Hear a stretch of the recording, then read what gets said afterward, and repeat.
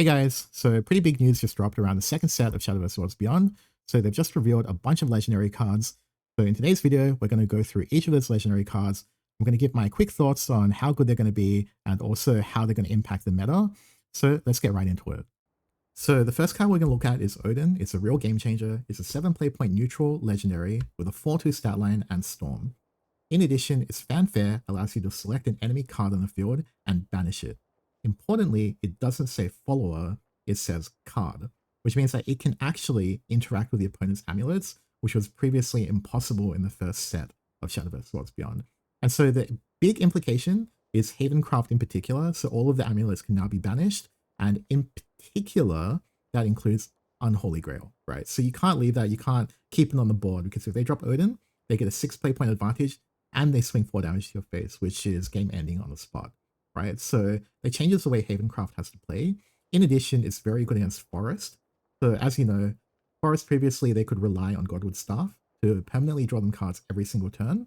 Now you can Odin to remove that, and it removes a huge part of their burst damage, because if they don't draw exactly 2 Roach in their hand, they won't have that 0 play point bounce option anymore. In addition, it's possible to beat them in a grind game, because they're not getting permanent resources every single turn. And also, that's not even to mention that generically against other decks in the format, Odin is pretty good. Like, for instance, if their opponent has 1 card in the field, you can just play Odin and swing 4 air face for 4. If your opponent has 2 cards in the field, you can probably banish 1 and swing in. So the thing is, this card doesn't require an Evo point to clear board, right? And so that means that it has value just from that alone. In addition, you can always just Evo face, so if you have Super Evo, 7 damage to face.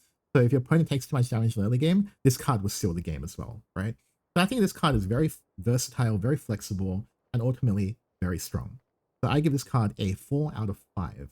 I think it's definitely going to be strong, but let's wait for the meta to settle a little bit more and more reveals to come out before we decide on whether or not we need to craft this on day 1. Next card on the list is Ginsetsu and Yuzuki, so another very strong card for Abyss Craft this time. So it is 9 play points, which is very expensive, but it has great stats, so it's 5/9. So even if you don't super evolve this or evolve this, it's still difficult for your opponent to clear this, even if they have a super evo, right? Because 9 HP is huge, right? And then we'll talk about the second effect. So you choose one of the 2 effects, but we'll talk about the destroy 4 random enemy followers effect first, and restore 4 defense to your leader. So against a lot of decks, especially those that don't have a guaranteed OTK kill combo, this second effect is really insane. Like, most decks aren't able, at that stage of the game, to drop 5 followers. I think Sword is the only one that comes to mind, where they have multiple cards that flood the board. But every other deck is going to have issues keeping a board to play around this. And even if they do play around it, there's still like a 4 in 5 chance the card you really want to keep on the board dies to the effect all 3, right? So in practice, what this means is that in the late game, you definitely don't want to overextend against Abyss anymore, right? Because if you do, they're just going to slam this. And to be honest, it doesn't even matter if you have like multiple followers in the field or not. They might slam it regardless. If you have no followers, they're just going to use the first effect instead. So what is the first effect? You summon 4 copies of One-Tailed Fox, and One-Tailed Fox is a 2 play point 2/3 rush ward, and every time it dies, it gives Ginsetsu and Yuzuki +1/+0. So if you play absolutely nothing on the field, they're just going to slam this card anyway. And then they're going to have a 5/9 and 4 2/3s in the field. Right? And then you're just going to die the next turn. And if your followers aren't big enough, they're just going to trade into the One-Tailed Fox, and they're going to have a massive Ginsetsu and Yuzuki, and they're going to have wards left on the board. And you're almost certainly going to be forced to use a Super Evo to clear this. And so I think this card is an incredible late game tool, potentially even a finisher. Basically, the way you finish this game is going, oh, you can't answer this? Okay, GG, I win. That's essentially how it works, right? And the fact that this doesn't even require any Evo points, so now we have like the perfect curve, right? We can go Medusa on turn 7. On turn 8, we can go Cerberus, clear the board, heal up.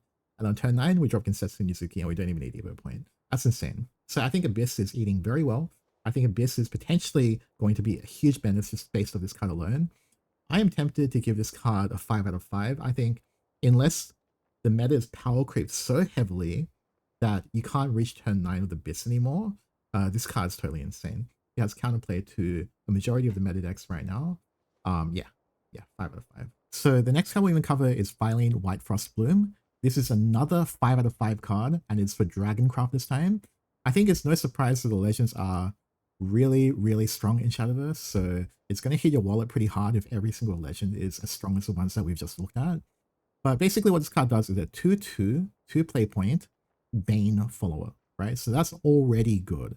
But in addition, it has bonus effects. So the first one is Evolve, so you deal 1 damage to all enemy followers.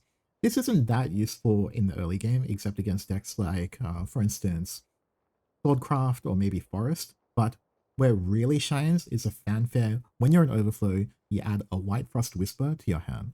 And so White Frost Whisper is a 3 play point card that can select one of 2 options. The first one is destroy all damaged enemy followers. So that combos very well with the Evolve effect, where you deal 1 damage to all enemy followers, and then use White Frost. So essentially what this means is that for an Evolve point and 5 play points, you can clear every single board in the game.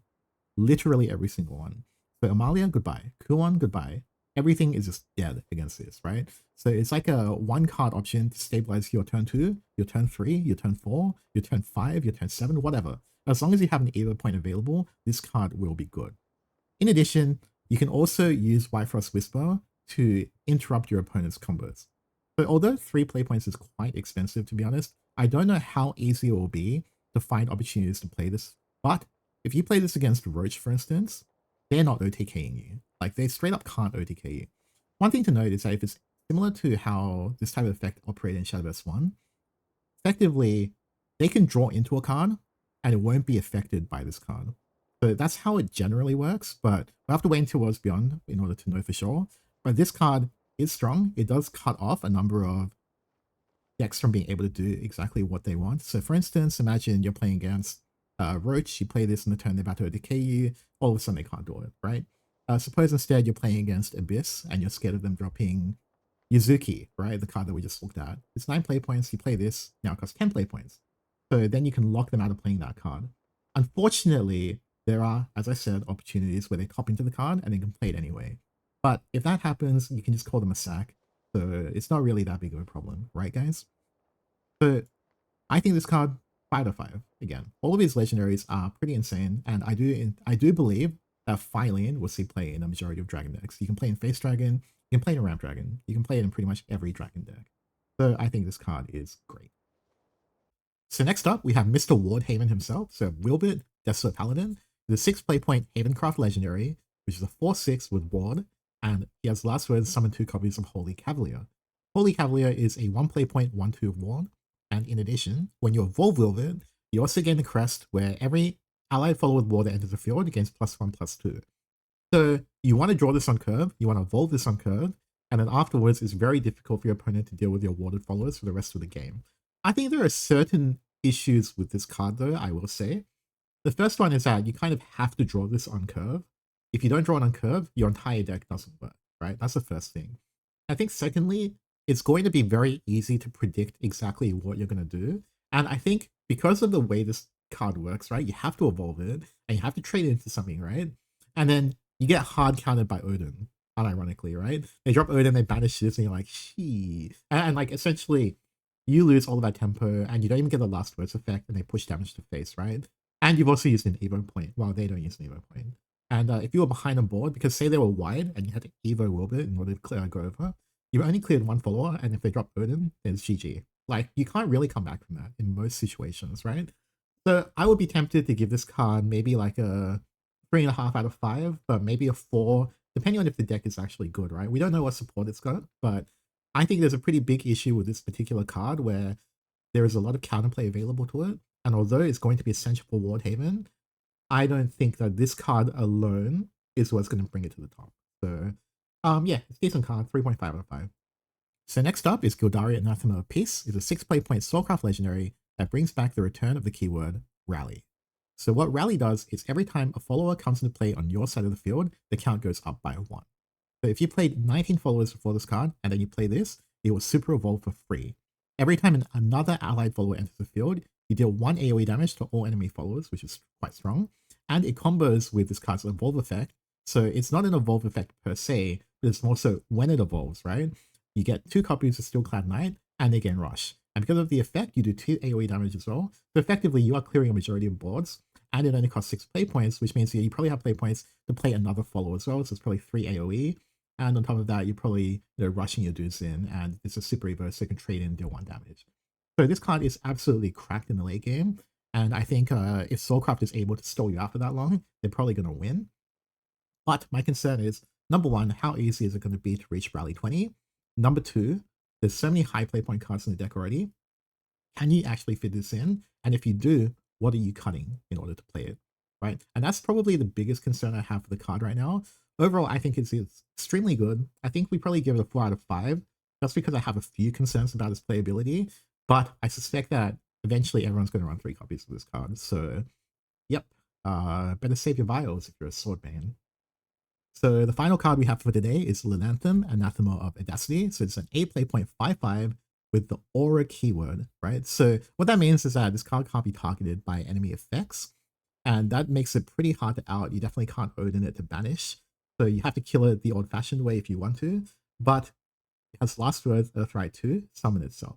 So if they have a lot of Earthright, this card pretty much can't be killed, unless you're playing exactly Portalcraft, and if you Orc is super over, you can just kill this repeatedly until finally she gives up, right? But apart from that, a lot of decks are going to have issues clearing this, which means that she's going to have the opportunity to swing 5 damage to face or Super Evo if she has that.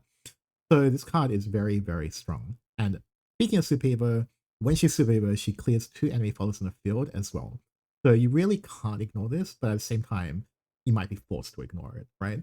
So hopefully this card isn't playable in Spell Boost. I know there's a Spell Boost deck that runs Earthright cards as well, so that would be kind of crazy if it's able to be slotted in, but assuming that this card is dedicated to Earthright Rune, of course there's a very huge buff for that deck, but I don't know if it's enough to make that deck tier 1. It is more support than just this in order for the Dirt Rune deck to be good, and I think it's possible, right? But I'm not going to call my bets on this card just yet, because it is heavily dependent on what other cards are revealed across the set. It's not like the other cards where, like, I don't even need to see the cards to know they're good. With this card, I think it really does depend on what the other cards are going to be. So yeah, overall, I think this card may be a 4 out of 5, but yeah, it could just be as easily be worse, right? So we'll just have to wait and see. So I figured I'd close out the video with a quick react of the first announced leader for the second set of Shadowverse Worlds Beyond. It is going to be Firelene. So this looks absolutely insane. It was one of my favorite characters in Shadowverse 1. Every iteration of her card has been very strong, and the Worlds Beyond equivalent is no different. So let's take a moment to appreciate the fact that we can finally be rid of the all-in on Kung Fu man, right? So not that I disliked him. I thought the meme factor was pretty good, but definitely I would use Firelene if I pulled her. But I'm not going to wail for it. We're just going to have to wait and see if I'm lucky enough to get it. And also, let's take a moment to appreciate the alternate art. So any feet people in the chat?